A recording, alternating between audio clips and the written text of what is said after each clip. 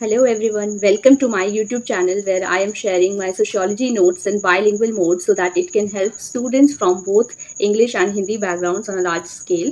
In this video, we are going to discuss about Karl Marx and some major concepts given by him. So let's start the video. Okay, so Karl Marx was a renowned philosopher, economist and social theorist whose ideas profoundly influenced modern political thought. And also उन्होंने कुछ books लिखी, Das Kapital, communist manifesto, जो कि एक foundational text है sociology में to understand various concepts. And more of his work centered on criticizing capitalist societies, emphasizing class struggle between the capitalist and the working class. Also, he argued for a classless society where the means of production are collectively owned and wealth and power are shared equitably. Here we can say that Karl Marx is talking about a society where there is no inequality, right? His ideas sparked significant movements worldwide and continue to be studied and debated in the realms of politics, sociologists and economists. So overall we can say that Karl Marx एक ऐसी society की बात करते हैं जहाँ पर कोई भी इनइक्वालिटी ना हो, सब लोग इक्वल हो एंड सोसाइटी जो है वो एक क्लासलेस सोसाइटी हो. एंड फर्दर मोर उन्होंने बहुत सारे कॉन्सेप्ट्स दिए जिन पे उन्होंने बात की, जैसे कि हैव्स एंड हैव नॉट्स का concept, class struggle, then forces of production, relations of production, modes of production and alienation etcetera. So ये कुछ टॉपिक्स हैं जो हम इस वीडियो में फर्दर डिस्कस करने वाले हैं. Hope it will help you all in your preparation for whatever exams you are preparing for in sociology.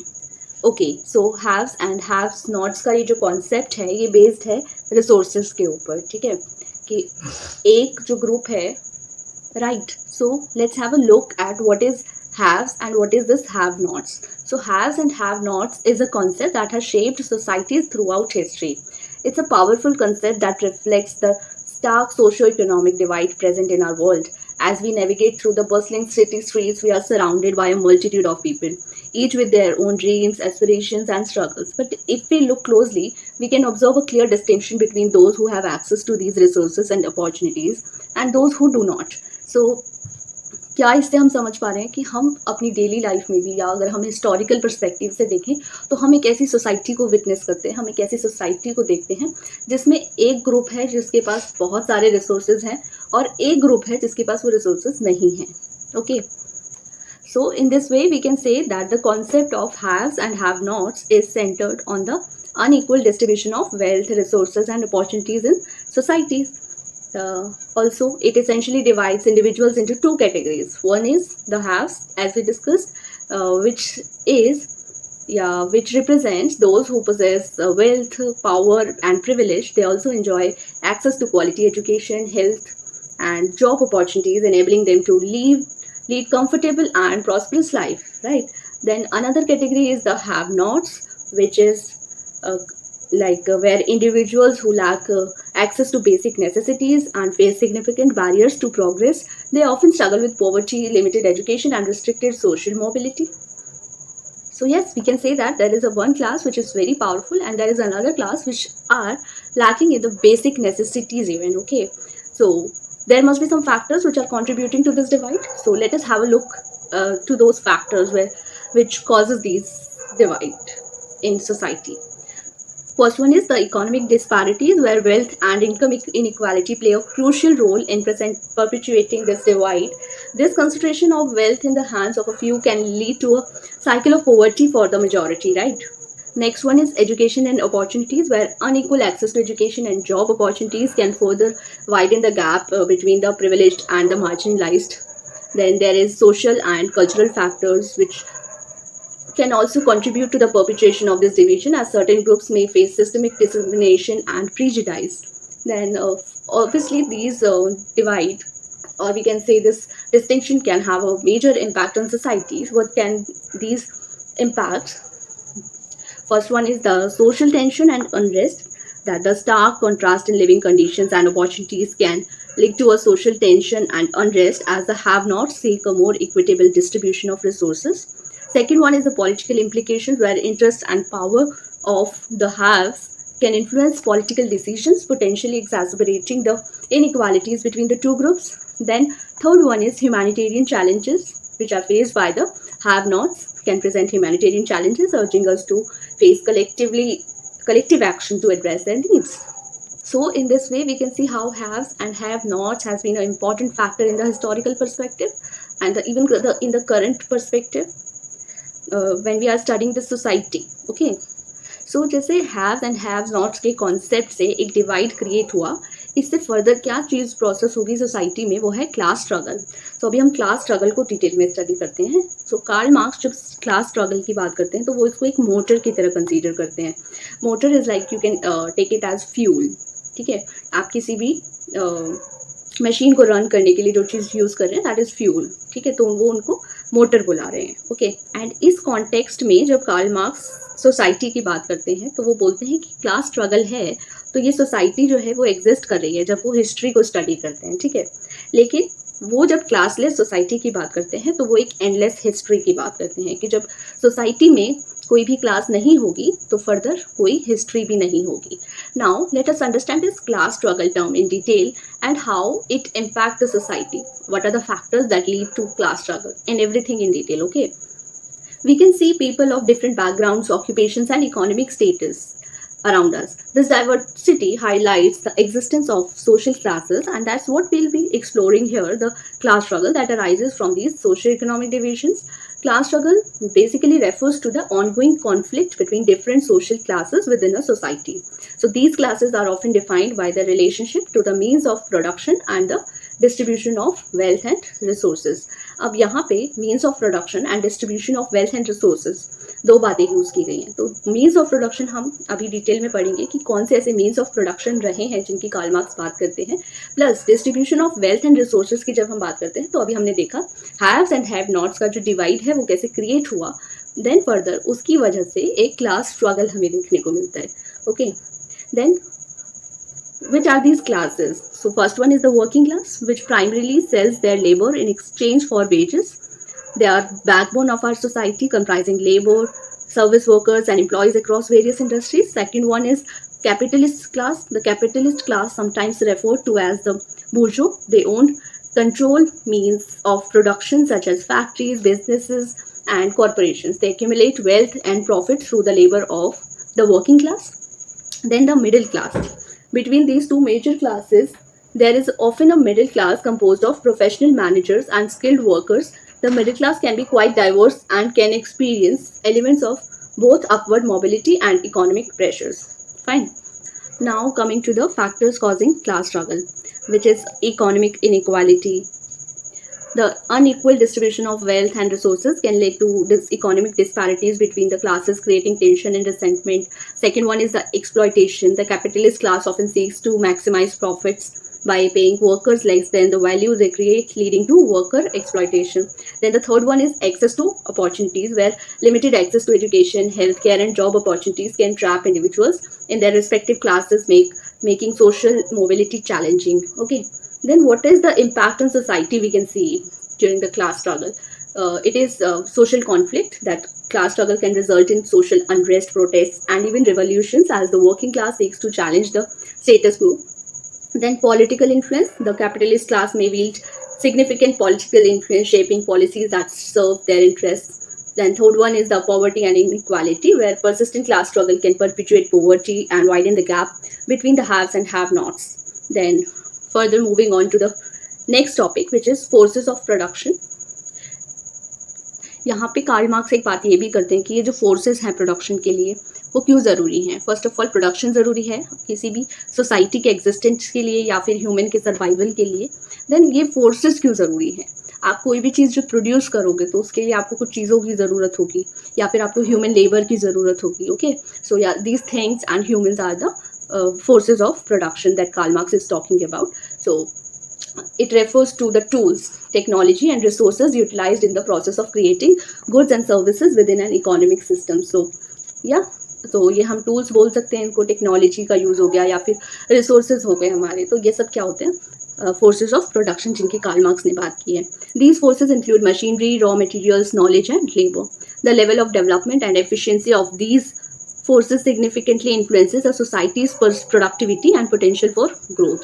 So this term is coined by Karl Marx. He emphasized that the relations of production and the forces of productions are fundamental in shaping the dynamics of class struggle and societal transformation, right? Then understanding and harnessing these forces are vital for economic progress and social change.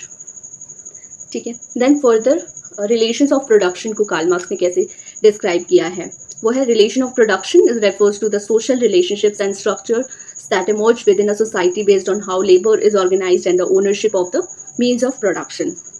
This concept, coined by Karl Marx, highlights the dynamics between different classes, particularly the bourgeois and the proletariat. The relations of productions determine how goods and services are produced, distributed, and consumed. So यहाँ पे क्या बात की Karl Marx ने, उन्होंने बताया कि कैसे ये जो रिलेशंस हैं, जो थिंग्स हो गए या जो मशीनरी हो गई या ह्यूमंस हो गए, जिन्होंने वो प्रोड्यूस किया है या जो उन्हें यूज़ करने वाले हैं, उनके बीच में किस तरह का एक रिलेशन है जो मेंटेन्ड है सोसाइटी में, उसको स्टडी किया. ठीक है.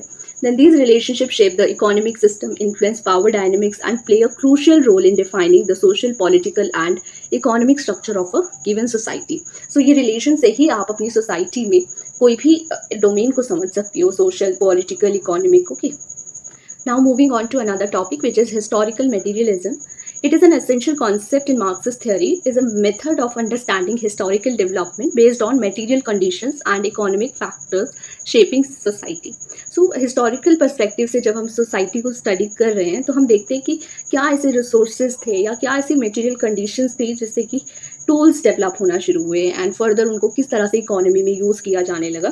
तो ये आपका आता है historical materialism, एक concept है उसके, which is developed by Karl Marx and Friedrich Engels. It posits that economic relations and the mode of production influence all aspects of human society. This theory asserts that the historical progress occurs through class struggle, leading to societal transformations from one economic system to another system. So क्या देखते हैं कि history में जब हम देख रहे हैं, तो ये एक हिस्टोरिकल मटेरियलिज्म ऐसी चीज़ है जो आपको क्लास स्ट्रगल से शुरू होकर सोसाइटल ट्रांसफॉर्मेशंस तक लेकर जाता है. Okay.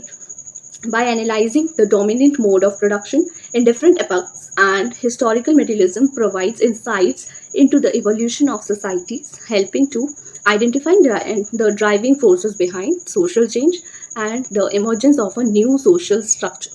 Okay. After that, there is a concept of modes of production. So modes of production की जब कार्ल मार्क्स बात करते हैं, तो वो बात करते हैं डिफरेंट टाइम पीरियड्स की, कि किस तरह से टूल्स, रिसोर्सेज जो थे वो यूज़ किए जाने लगे. ठीक है. एंड कैसे प्रोडक्शन जो है वो उसमें चेंजेस आए, एंड उसके कंज्यूमर्स जो रहे उनमें चेंजेस आए. ठीक है.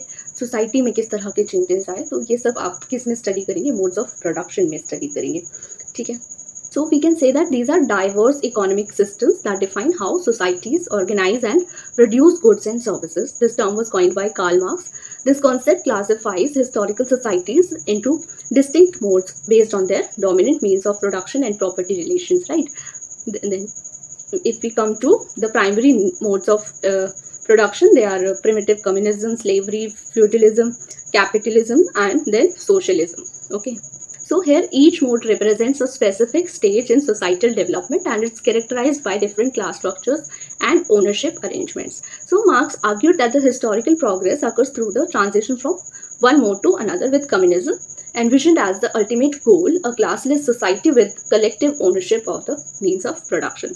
So इससे हम एक चीज़ समझ सकते हैं कि कार्ल मार्क्स जो बात कर रहे हैं मोड्स ऑफ प्रोडक्शन की, तो वो बात कर रहे हैं कि कैसे सोसाइटी जो है एक गोल के साथ काम कर रही है कि सोसाइटी जो है वो क्लासलेस हो, लेकिन वहाँ तक पहुँचने के लिए यहाँ पे जो क्लास स्ट्रगल है वो किस तरह से चेंजेस लेकर आ रहा है सोसाइटी में. तो इस दौरान सोसाइटी जो है वो डिफरेंट स्टेजेस से गुजरी है, और उन स्टेजेस को यहाँ पे कार्ल मार्क्स ने डिफरेंट स्टेजेस को डिस्कस किया है. जैसे कि एंशिएंट मोड ऑफ प्रोडक्शन हो गया, जहाँ पे ओनरशिप जो है वो बूर्जोस के पास ही है, यानी कि कैपिटलिस्ट क्लास के पास हम कह सकते हैं, या फिर हम इसको इस तरीके से स्टडी कर सकते हैं क्योंकि उस टाइम पे मार्क्स ने इनको बूर्जो टर्म नहीं दिया था, तो हम ये कह सकते हैं कि उस टाइम पे जिन्होंने भी किसी भी टूल को एक्सप्लोर किया उसका ओनरशिप टोटली उनके पास था.